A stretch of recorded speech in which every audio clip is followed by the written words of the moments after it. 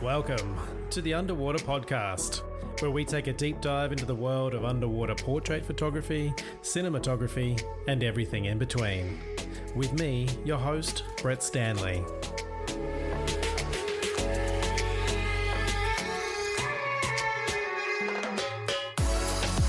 Welcome back to the Underwater Podcast, and this week I'm talking to underwater cinematographer Jacques Ballard about his work on the feature film Deep House. We discuss how he shot the underwater thriller, what cameras and lighting they used, and how problem solving can really be one of the fun parts of underwater filmmaking. Jacques' career has been quite varied, with documentaries, feature films, and amazing underwater collaborations with freediving talent like Julie Gauthier and Guillaume Neri. Alright, let's dive in.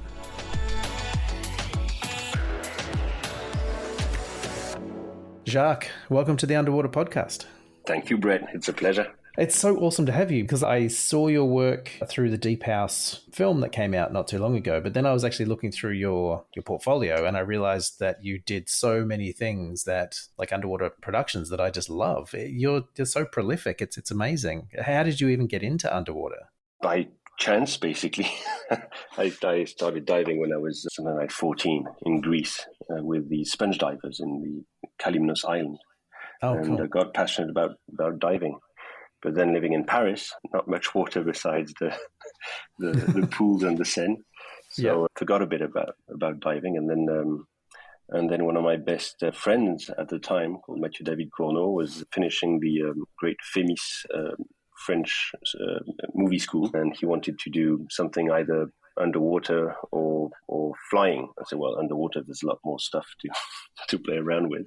Yeah, and so we did this like, how do you call it, end of study film? His end of study film. Yeah, like I think we call it a thesis. Yeah, that's it. And he had a teacher, a masterclass teacher called Philippe Venn, who was a great underwater and like dry, I guess you say, cinematographer. Yeah, and his Philippe's assistant then was becoming a DP, so there was naturally an assistant job to take over. Oh, cool! And that's how I really started. I haven't done any film school, but helped my friends who were in film school. So that was really a perfect thing for me. I didn't need any diplomas or anything. That's it. And you just learned on the job. Exactly. Yeah. And was film something you'd always wanted to do, or was it just because your friends were doing it, so you kind of fell into it? No, quite early when I was like 9. I think were the first moments when I thought, wow, if I put it like, I remember thinking, if I put a camera in a Christmas tree, it would be as if I was in it and I would live in it. I think I saw a cartoon or something like, I don't know, Mickey Mouse and Christmas or something like that. I can't remember. Yeah. But I thought, wow, that's super cool. And as a human, I can't do that. So what would get me as close as possible to that feeling and putting a little camcorder in places that I couldn't access was part of it. So I think that's how it started. And when you're like 9 or until even when I was like 18, and then started to realize that you have whole crews making movies. And before I thought you could be alone making a movie. Yeah, that's it. I discovered, the job of a cinematographer, which I really loved. So what was the first underwater project you did? Well, the first job really was underwater was the thesis that Cournot called me on. I was probably like 19 years old. That was really the first one. That was at sea near Marseille, very cold water. And we were shooting on a 35mm film. So I was already, I had already been a bit of a second camera assistant and a bit of an electrician. So I knew, I was working already. And being an assistant with an underwater housing was incredible. I mean, it was all new stuff to learn about. And and it was great because it was all I loved, plus an extra thing, which was housings and underwater. That's right. Yeah. Are you kind of drawn to those things, like the technical side of things, in terms of like, if it's something you haven't done before, or if there's like some unknown kind of problem you need to solve? Yeah, I'm quite a technical guy, but more I work, less I am technical.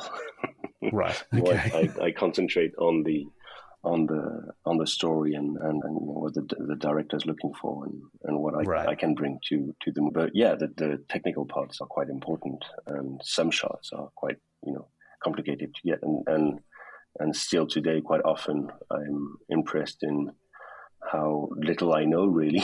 Like on the Deep House, many surprises. Technical surprise. I thought, oh well, yeah, Wi-Fi underwater, sure, that probably exists. The army probably uses that, Yeah. which they don't.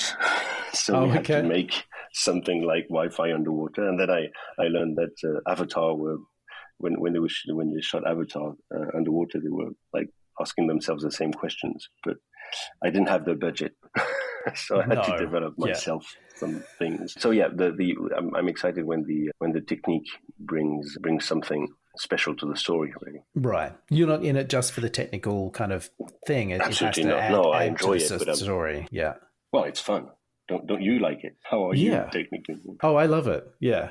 No, I love that. This, for me, the reason I shoot underwater, I think, is because I love the problem solving of it. Like I love trying to work out how to do that thing. And Exactly. because it's, an underwater, it's all these extra kind of factors you got to take into account, but all these extra benefits you get from it that you can play with to make something Yeah. creative. Yeah, and use the how do you say in French? You call it contrainte. You have an element, and you have to deal with it. You can't just do whatever you want. So you've got to Yeah, work with it, exactly. and Yeah. and that's an exciting part of the and it makes you probably more creative. I mean, you have the same aspects on dry shoots, but it's like multiplied by 100 when you add the Yeah, underwater. totally. Yeah.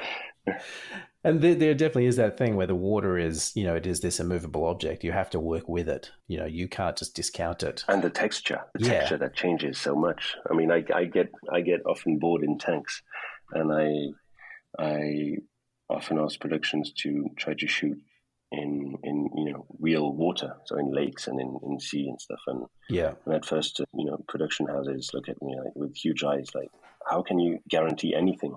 I say I can't, but it's still great. We're going to get loads of great stuff, and I'm sure we're going to get greater Oh, stuff yeah. than you imagine. Obviously, the Deep House, I worked, in a water tank for, it took me almost a year, with prep and shooting and stuff. But getting this texture of the water was something that was extremely exciting, but very, very hard to achieve.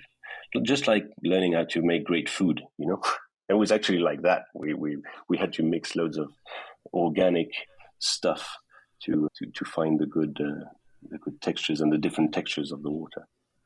Well, that's something that I found really interesting. So let's talk about Deep House because it's a film that came out, I think, last year or early this year. And it's basically a horror film set in a sunken house at the bottom of a lake. And the way it's shot is incredible. It is kind of seamless to me in terms of what is actually shot in a lake and what's shot in the tank. Can you talk about I'm happy how you say you kind that. of did that? Yeah. It was, I wasn't sure about if that would work or not. But yeah, that was exactly that was part of the times when I asked production to shoot in real water for the beginning of the movie in a real lake, and we were shooting in Belgium in winter. Water Oh was God. 4 degrees Celsius. So Oh my how God. much is that in Fahrenheit? I remember. Very Oh, cold, it's nearly almost 32 freezing. degrees. Yeah. That's Yeah. it. And I say, well, there's this old, how do you say, quarry? Is that it? Yeah, quarry. Yeah. Yeah, quarry.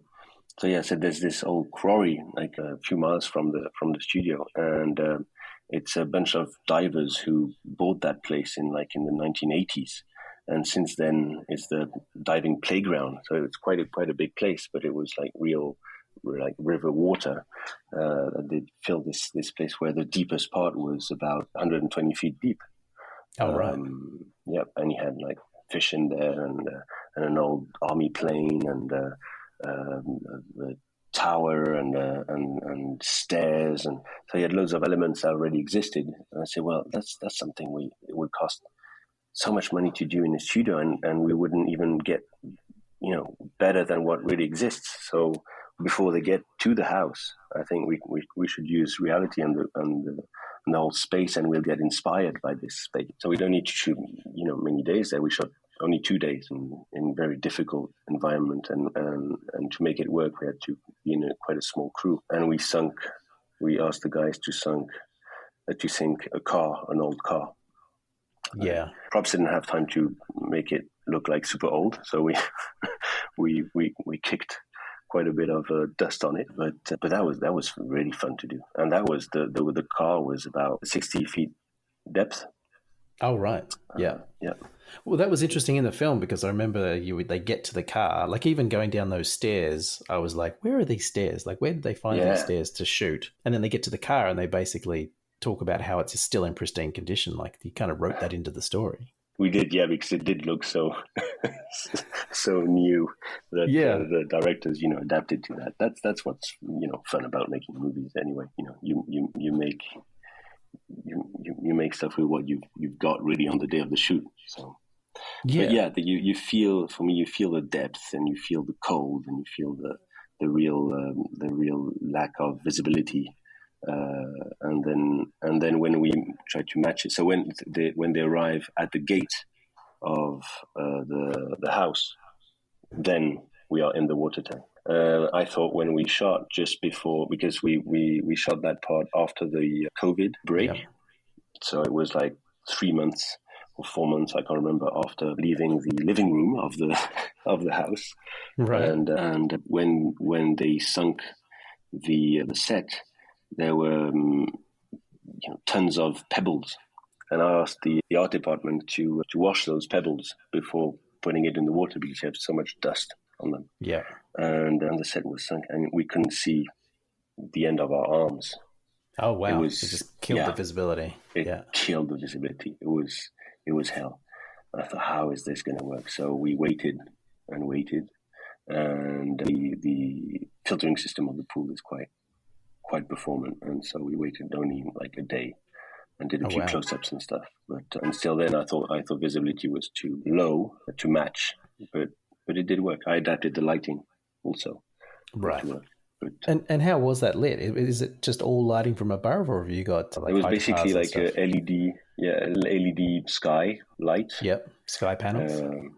Like sky panels, yeah, but it was like big LED strips that were made for that water stage, so all connected on DMX, and there were all colors. So that gave me a great base, and we could, it was like big mattresses that were big like king size beds. I had about 20 of those. Yeah. And you could, place them where you wanted and put them more, you could choose the color and put more or less green in it, and maybe put a bit, darker in the background and light in the foreground or something if you wanted to change the visibility in the water. So I had a base, and then in the house, and there were quite a few lights in the water. That too I had to adapt because I thought I was going to get those new Arri sky panel housings. I was promised 20 of those. They weren't. Yeah, they didn't arrive.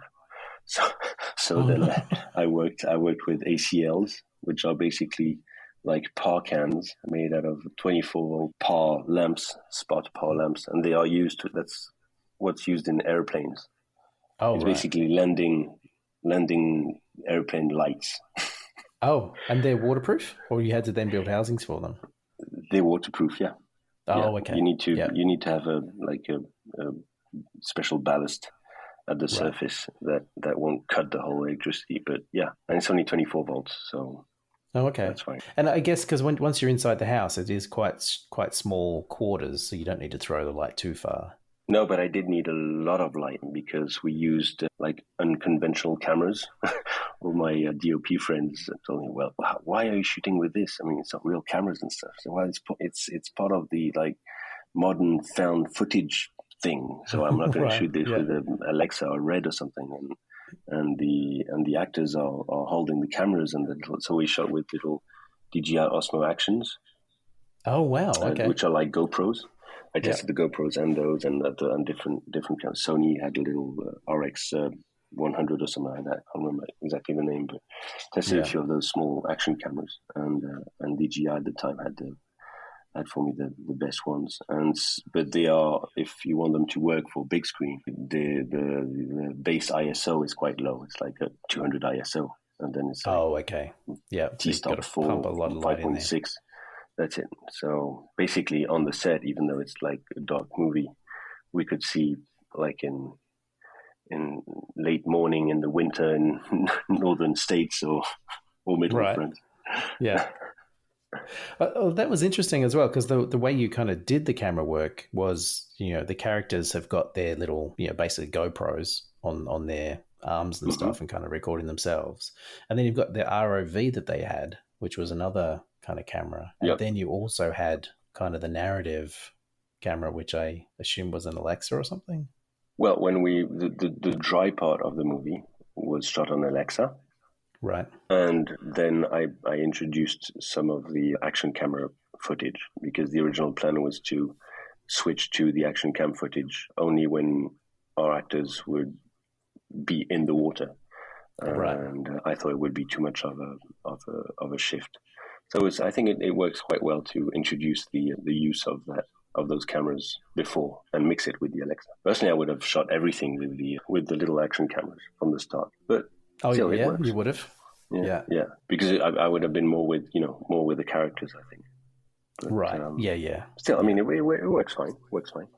And then underwater it was just the 3 Osmos and under the underwater ROV it was a Panasonic GH5S with a zoom on it, and we'd control that from the surface, and I modified with my crew the ROV so we could play around with it with a PlayStation controller. Controller, that's it. So we played around with it. That's like awesome. In a video game. That was great. Yeah, there was a lot of programming going into it and to fit that ROV to the needs of cinema movements, basically. Yeah. Cinematic movements. I mean, there's so much going on. Like, and in each scene, are you running all 3 cameras or all the cameras at once, or are you kind of just running them as you need them? Yeah, we were just running. We had to shoot very fast. Very fast. I can't tell you the amount of days because it would give ideas to other production companies and it would be a bad idea. Right, yeah. Because we really didn't have enough days. We didn't need much more, but we didn't have enough. Yeah. Still, we're happy with the result, but it was extremely short. So, at the beginning, I mean, we really learned on the way, but the first 3 days were complete chaos because we were just looking at all the cameras at the same time.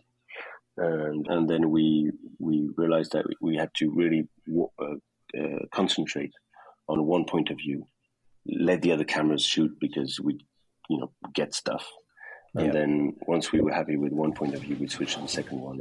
But we would basically shoot, the whole scene that we would first rehearse on land in a very basic replica of the set.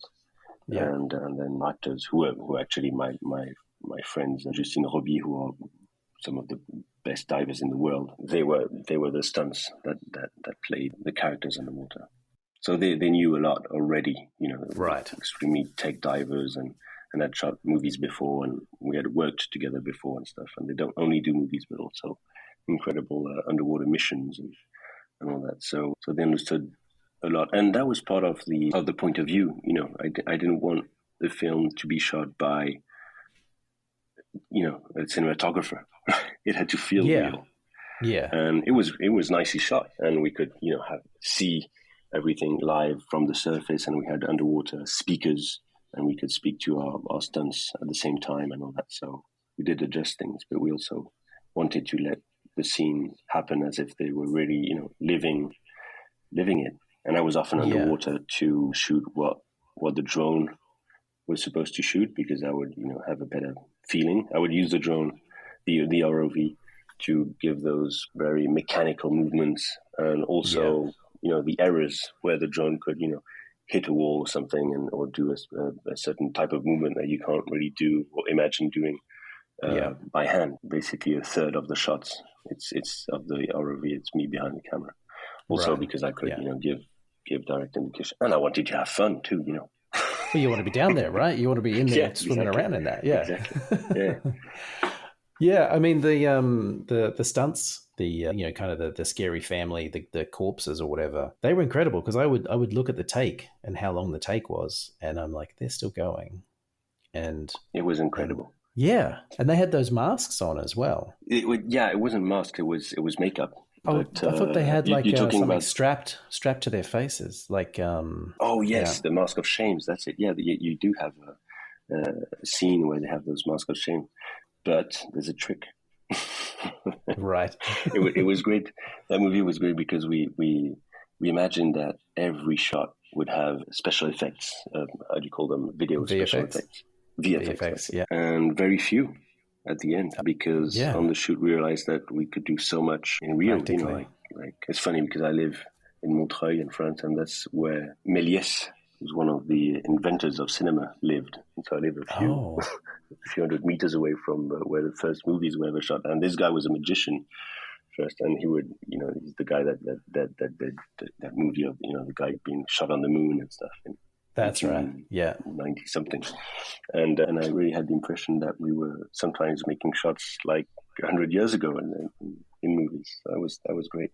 So basically, those actors with the Mask of Shame are latex actors that were taken from basically the previous movie that our directors shot.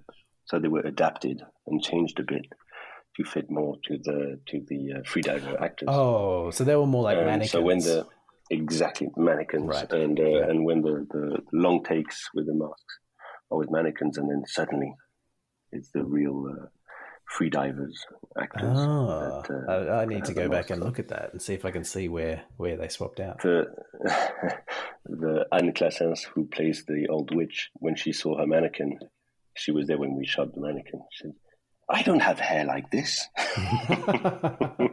And the mannequin did have really horrible hair. Right, plastic hair. And the guy playing says, "I'm not this white and bold." Right. Yeah, this is based exactly on you guys. This is a replica of you guys. Yeah. The other thing that I really found quite amazing was how clear the water seemed to be once we're inside the house. There's a scene, and I think it's in like the movie room, like it's almost at the end, I think, and the projector's playing and all that sort of stuff. And I was looking at it and I'm like, this doesn't even look underwater anymore. Like it's so clear. Yeah. I often asked myself the question while we were shooting: is there enough particles? But at the beginning, the directors they told me the more we go deep, and more the image becomes filled with particles and dark. Right. And I thought, well, that's not going to work. Either it's filled with particles and it's milky, basically, and diffused. But if you want it dark, and we could see quite far, but it's so dark that we can't. And maybe that's what's the most terrifying, even when you're a kid, and you're in your room or outside in the dark forest or in the dark park or something, and it's so dark that you can, just let your imagination terrify you. Yeah. So that's why I sort of inverted things with the particles and say, well, when they get into the house, this strange house, it looks old and it looks moldy and it's full of particles. And the deeper they go and the more they get to kind of know the house, or the house gets to eat them alive. Yeah. The less particles you get, the more you forget the water, and the darker it gets. And I think that works pretty well. But yeah, sometimes you forget the water, and I don't know. I don't know how the audience reacts to that. How did you react to that when you say you didn't feel like you were in the water sometimes? Was that? No, I thought it was great because at some points there was like, especially the deeper they got and into that room, it felt kind of like an underwater Shining kind of thing. Like it was very Kubrick, and I think the clearer it got, the more. Well, like in the cenotes. Exactly. Yeah. Like this crystal clear water, but it was creepy, and as you say, there was these pools of light and you kind of got lost in them. And I think the more you could see the darkness, the kind of weirder it was. It was really kind of mind bending at that point. I loved it. I went with the idea when the directors said, well, this house is alive, and the deeper they go, the more this house seems it got sunk a few days ago, Yeah. You still have all the elements that are there. Very, very few elements floating and stuff like that. But I added as much as I could, basically, of the floating elements, because then it was just too much of of an effect of not having Right. elements that are due to water and. Well, that was the other So thing yeah, too, was when you had that set, like having sunk sets and stuff myself, like I know how quickly things fall apart and start to rot and all that sort of stuff. Like how much work went into getting this set that you could use for days on end. well, the set design was and the work and the builders and stuff. They did such an amazing job. I mean, I was really, really impressed. In prep, I said, "Well, what are we making the sets with?" And stuff. They said, "Wood." I said, "That's never going to work." Right. So yeah, we can't. I mean, we don't have the money to use different elements. So the walls are made with I can't even remember what element it is, but with a different element. But basically, inside the walls, there's a bit of foam. I said, "That's not going to work. It's going to float." And Right. things like Yeah. that. But it did work. Yeah. It did work. But the sets, Yeah. the set that stayed the longest underwater was 8 days, and that was the ground floor with the piano and the living room and the big staircase and stuff. But the piano was an important scene, and the piano was supposed to play by itself. Yeah. But within a couple of hours, actually, the piano, how do you say, the things that you press to, The the white, keys. the keys. That's it. So yeah, basically the piano keys started to swell, and they couldn't move. They were completely blocked. And we had many surprises like that. You think about everything, and it's like, I mean, as you know, preparing an underwater shoot is like almost preparing a mission to space. Yeah, absolutely. Yeah, totally. So if you forgot something, then you don't have it. No, exactly. Yeah. And so that piano, yeah, was one of the bad surprises. But it's so impressive and so cool to see this piano that we also built to make it. It has like dark feet to it, so you have the impression it's floating. Yeah, We put right. it, Okay. we put it on an angle. But yeah, we wanted to be able to play the keys, and that was just not doable. No. But then the plants, I mean, how do you call it? The ivy. Yeah. Yeah, the ivy that's everywhere around the house and sometimes a bit inside the house. And most of it was real ivy, and it would continue to grow underwater. Oh, really? That was really impressive. Wow. Yeah. And but that whole set, I'm assuming, was built above the water, like on dry land, and you sort of put the ivy and attached it, and then took it underwater, and it just kept on growing. Yep. Wow, that's so cool. And little details like in the kitchen, that was one of the first sets we shot in. We wanted a lot of moss on the walls. Yeah. It's one of the first rooms they rent, and so it wasn't. We couldn't use real moss. It didn't work. It would fall apart and stuff. So the art department used, how do you say, metallic sponges. Oh, that they would paint like and rust a bit. So it looked really nice. Right, like steel wool. Yeah, exactly, steel wool. Oh, that's genius. It was great, but that steel would dissolve and get in the process of electrolyze, because there was another type of metal underwater, and it would like dissolve in tiny pieces of metal. And the ROV motors are brushless motors with very strong magnets, and so within a few hours, our ROV motors were full of that fake moss. Oh, God. It was like problem. Covered by these little bits of metal and everything. Exactly. Yeah. I wouldn't have even thought about that. That's insane. Yeah. So little details like that, Yeah. Fun to talk about afterwards, but when you're living them on the set is. Yeah. Not so much at the time. Yeah. The other big thing that you did as well that kind of, I think, kind of blew people's minds was a short film you did with Julie Gauthier, Alma. In the Y40 in the Deep Joy. I think that film, blew people's minds. It's great to be able to shoot personal projects like that, and I basically started the first movie I shot as an underwater cinematographer was Narcos, directed by Julie, and we basically started together. She had shot a freefall with Guillaume, her husband, which was basically the like vacation movie that did millions and millions of views, and you were asking me before how I started.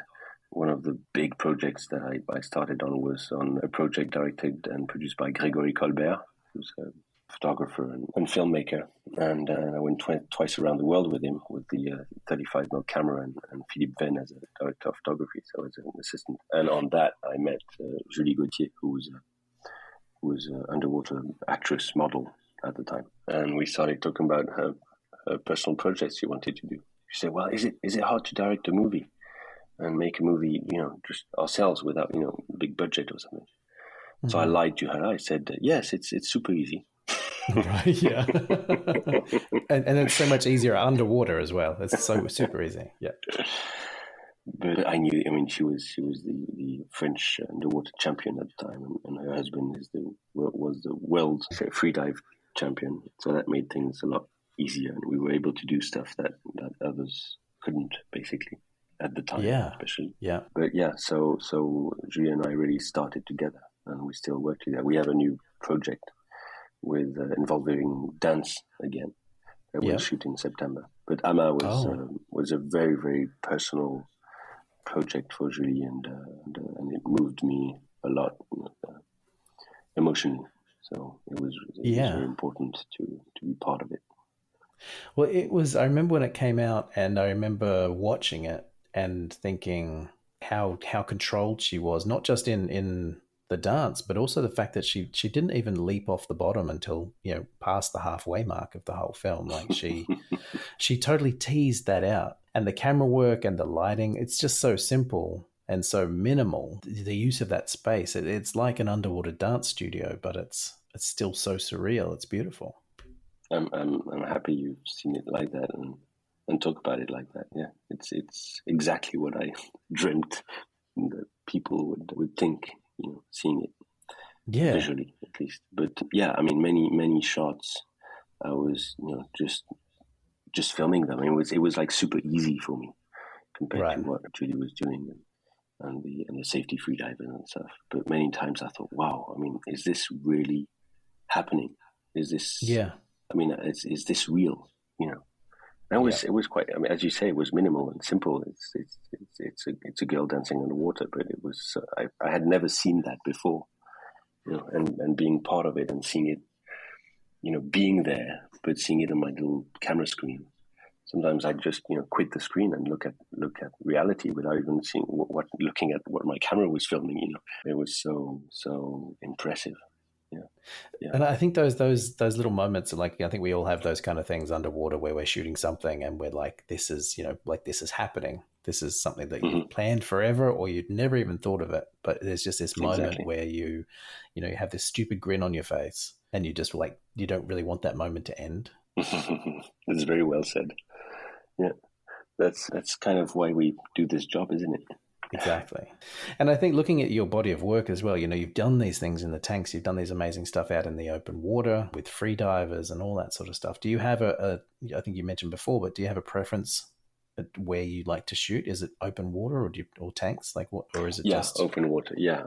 Tanks, I would go back in a tank for something as technical as the deep house, where you really, it was undoable in any other way. Yeah, to do it than doing it in a tank. But when I shot, for example, Le Chant du Loup, which was a big feature war French movie with submarines and stuff, I told the production, I said, well, the water in this movie is part of so much part of it that I want real water. I don't want to shoot this in a tank. They almost say, well, thank you, it won't be you for the job. But I convinced them, and I wasn't 100% sure technically that it would work. But I knew that we would get some, and it became very technical, where we had to build structures, metallic structures underwater at sea next to an army base in south of France, and then position like the front of this nuclear submarine that we had built, like a skeleton of that submarine. So the holes would be exactly at 6 meters depth. Oh, right. 6 meters is what is 20 feet, around 20 feet. Yeah. Because we were working with some real army equipment, which were pure oxygen rebreathers. Yeah. Closed circuit, pure oxygen rebreathers. And some of the actors' stunts were Navy SEALs, French Navy SEALs, basically. And the procedures and stuff are very strict, and they cannot go below the 6 meters with pure oxygen. Right. Yeah. For a certain amount of time. So that became extremely technical, but we that's something that everyone would do in the tank. And I wanted to do it at sea because I wanted that depth of color and particles and space. And the feel of the water, like you can kind of tell sometimes. Yeah. So it's risky in a way because it's unconventional, but I, for the moment, I wasn't wrong about it yet. Right. Yeah. Shooting that kind of stuff at sea. I mean, it will happen one day, I'm sure. But I mean, shooting, Mary Magdalene, Garth Davis's film, shot by Greg Fraser as a cinematographer. That too, I said, well, let's do that in real sea in south of France, and right. And very very quickly, I mean, Greg said, well, if you believe in that, I mean, I'll trust that and go, and the sequence is quite different than what they imagine, and I wouldn't say better, because it's not the word, but it's different in a great way than what they imagine. Yeah. There's something more organic about it, a bit more real, more magical, more, because once again in the tank, everything you see is something that you have to create. Yes. And in a movie like a horror movie in Deep House, it's great, but in many other movies, you want to create something that you haven't thought of really, Well, I think that's the thing, especially with your open water stuff like Mary Magdalene and even the Estrella like commercials and stuff. Mm-hmm. Like you make so much use of that landscape that you couldn't do that in a tank. Like unless you're building massive sets in there. But as long as you get lucky with the weather. But even that, I try to work with smaller crews, but with people that are extremely efficient and devoted to the passion and the work, and a bit like shooting documentaries, which I shoot a lot of documentaries.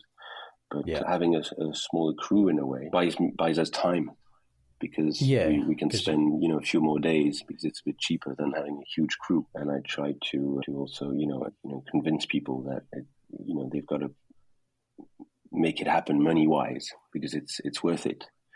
And until now, it's never been a bad surprise. I mean, all my clients or producers or whatever, they first of all, they enjoy it very much. Being at sea and seeing what we can do with real elements. And so it happens. We have bad weather. For example, when I shoot at sea, I never shoot less than 3 days. Right. I mean, I never plan for less than 3 days, even if I can get it in 1 day. That's for 3 days. And if we do it in 1 or 2 days, well, then it's great. But, when we shot the Beyonce music video, we were 3 days there. And basically the whole thing was shot in like a day and a half, because around that we had bad weather. And that video is that running video, right? Mm-hmm. And that was, like, again, it's such a simple premise. And I assume you're just in the current, just letting them kind of float, and you're just floating along beside them shooting it. But the effect of it is so powerful. Yeah, well, we went to look for that current, because it's tide current that basically you've got the whole Pacific Ocean that comes into a tiny lagoon in Polynesia at once, and so it creates an amazing current. I mean, I would sometimes automatically just try to grab a rock to slow down or something, and I thought my arm would rip off. Right. And the shots where you see the characters coming towards me, that means that I am kicking like hell. Yeah, right. Against current. And that was like super hard. And then I've got a cardiac on my dive computer, this heart monitor thing that's connected to my dive computer. And on the on that run-in music video, when I was kicking against current for the characters to come towards camera, my heart would shoot up to 210. Oh my god! Yeah. and when I saw the dive medic, like 2 or 3 years after that, to get your medical check, he said, well, you've got to do this and this test and check your heart, and you're in bad shape and eat too much and whatever, and he was quite mean to me. Oh, I said, listen, I'm in good shape. I mean, I don't do sports every day, but I feel okay, look, when I shot that, you've probably seen that, that music video of those people, running underwater and Beyonce singing, and they said, "Oh yeah, you shot that." I said, "Yeah, well, look at this and this shot. I'll show you my dive computer." And so I show him the data. He says, "No, the computer's wrong." I said, "No, it's not wrong." Yeah. I said, "Did I cough like hell after those shots? Yes. Did I think I was going to die? Yes, but I didn't." So, right, exactly. Yeah, that's the thing. So give me the stamp. That's right. I survived. But I need a stamp just to survive. Yeah. Yeah. So good. Yeah, I mean that sort of stuff is amazing. And are you generally on scuba when you're shooting this stuff, or do you free dive as well? I started a freediving course a year ago because I thought I wanted to have less and less equipment and less and less technical stuff. Yeah. And seeing the freedivers, the way they dive and work and stuff, is so inspiring that I'd like to learn that. Yeah, but until now I'm a lot on scuba and on rebreather and whatever technique brings me the shot. But I'm apparently, compared to a lot of other underwater cinematographers, I move a lot, up and down, stuff like that. So yeah.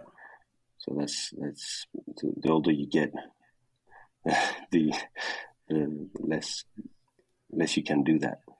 Yeah, totally. More dangerous it gets. So. Yeah, exactly. I think that's the thing, because I tend to shoot in the ocean a bit these days, and I usually try and do most of it on free dive because I like to sort of move up and down through the water column and kind of move around. And then the times when I do that on scuba, I'm like, Brett, you've got to stop. You can't just bounce up and down anymore. You're on compressed air. This is when things go wrong. So it's interesting how scuba can keep us down for longer and we can get longer takes, but it does restrict the movements that you have as well. Yeah. And the silence of freediving is interesting too. You just don't see the things the same way, also, and life doesn't react the same way to you than when you're exhaling loads of bubbles that make a lot of noise everywhere. Yeah, that's what's nice about the rebreathers too, which makes things a bit more complicated when we film, because you dive very differently, and then you can do even less movements. Right. Vertical movements than with scuba or freediving. But... And I guess rebreathers gives you a lot more latitude in terms of the shots you can get, because you're not worried about your own bubbles getting into the shot. But at the same time, yes, and the amount of time that you can stay, at quite deep. I shot a Russian feature movie, and I had to wait for incredible freedivers to dive down about 60 feet and then go for like 30 or 40 feet inside a cave, and I was waiting at the end of that cave. Yeah. And they were only on breath hold. Oh wow. And I could stay there, I stayed there almost 3 hours with my rebreather. Right. I almost died. I had a problem with the rebreather, but right. But I could stay there. Yeah. Right. Yeah. Exactly. Were you there by yourself? Yeah. No. With safety diver, always. Yeah. And as a creative, what inspires you? Like, where are you getting your inspiration from for the new projects, for new looks and new ways to create? Are there things that kind of get you going? Really, it's like, when you get asked what's your favorite music or what's your favorite color and stuff, I think that changes very much the moods and the moment of your life and stuff. So basically, I'm inspired by many things, and mostly what I'm inspired of is by the story and the motivation of the director, of the creatives I work with. Yeah. And then I go and look for other film work, photos, a bit of painting. Often I'm not very I don't know much about music, but I am moved by it and react to it. So sometimes I just listen to some music at random time, and I don't even really know what I'm listening at, but I would get inspired by it, on a rhythm or on a mood, or I would see colors or contrast and stuff like that. It's basically taking the time to get devoted to a project, and I find it harder and harder the more you work, and the less time you give to yourself, That's something I find hard think about and maintain. And Yeah. right now, for example, I have too many projects. Your brain is full. Yeah, exactly. Yeah. Yeah. I think that's the thing. Like I don't, when I've got a lot of work on, I don't get inspired because I'm too busy trying to get the thing, be in the mindset of all those kind of projects. And I think it's when I'm relaxed and I least expect it, that's when something bubbles up into my brain and I'm like, oh God, there's that thing. Oh, that's, and then you go down the rabbit hole of trying to work out how to create something from that little, like you say, like a color or a lighting style or a contrast or something. When it depends on, for example, right now I'm preparing another horror movie, but only dry. There's absolutely no underwater. There's a bit of rain. Yeah. You had to get some water in there somewhere. But I try not to watch too many references that are too close to what we would imagine being the right reference in a way. Right. It's not because I'm going to do a horror movie that I watch horror movies. I tend to even do like the opposite. Right. Try to find inspiration not in the evidence. Yeah. I find it more exciting that your brain works maybe a bit more in a hard way. I think it's quite different for each of us. You just have to find and I'm just starting to kind of realize or know what I react to and what inspires me. And it is what, like you say, like it is that sort of thing of, like go the wrong direction. And then you might find something that you haven't seen before, and then you can apply it to something that hasn't been done before. And I think for a lot of underwater stuff, that's what I'm striving for. Is I want to create things that I haven't seen before. I don't want to emulate someone else. I don't want to imitate someone. I want to kind of find new ways to do this. And it might be I don't know, like a curve of a leaf on a tree that sets you off down some path of creating something. It could be anything that triggers you. Yeah. And staying open to the moment that when you're filming, having a lot of conversations and grasping what the movie needs to tell, as an emotion. Yeah. And then just go with what you feel is right. You can prepare loads of stuff, but then, as we know, it often doesn't work exactly like planned. No, exactly. Yeah. Yeah. Sometimes better, sometimes worse. Do you have a way that you kind of collate your inspirations, say for a project? Do you have a certain way of writing down or drawing or, the storyboarding stuff? No, I haven't found one way that I really like. And I'm actually working on that. I'm trying stuff now. Yeah. I find it very hard. I'm using like Good Notes, which is with on the iPad also and on the computer and things, and it's like synced with all my devices. So the fact that sometimes I'm just taking a dump or something, and then I've got an idea, but then I can't get my notebook or something. So I would like exactly. I want to be able to write down an idea anytime. So that's what's cool about having our smartphones that are like a part of our brain now. And no, I haven't found a great way yet. Also to a way that you can share or decide how to share the ideas with the different departments. I'd like to be able to share stuff in a very personal and almost secret way with our department, and then have my secrets with the director too. And some things don't need to be said to everyone at a certain stage, and then at one point, exactly. Like gather what you think is the sum of all those great ideas, and then share it with everyone who needs to see that. And so the whole crew is.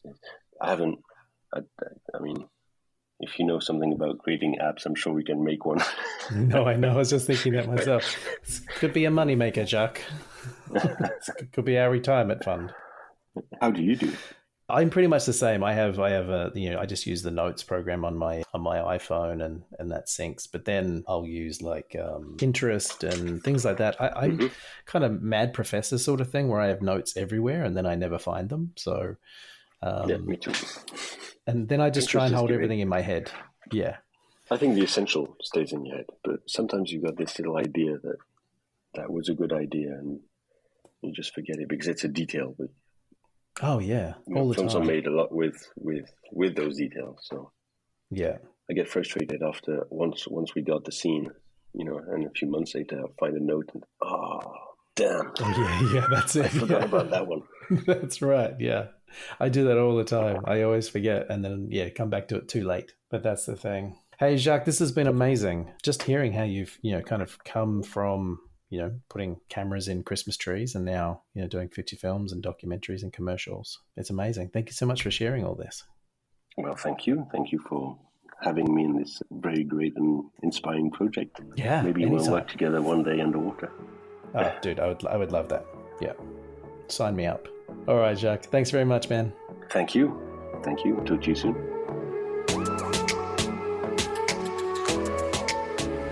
Thanks for listening, everyone. And as always, if you like the podcast, please subscribe, review, and share.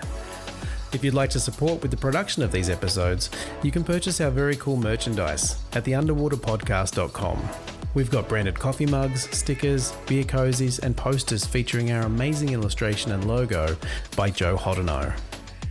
If you'd like to connect with us or learn more about our guests, you can reach us at theunderwaterpodcast.com or on Instagram. We also have a Facebook group where you can discuss the episodes and even get your questions answered by our guests. There's a link to it in the show notes. Also, don't forget about Waterproof magazine, showcasing the best in underwater art.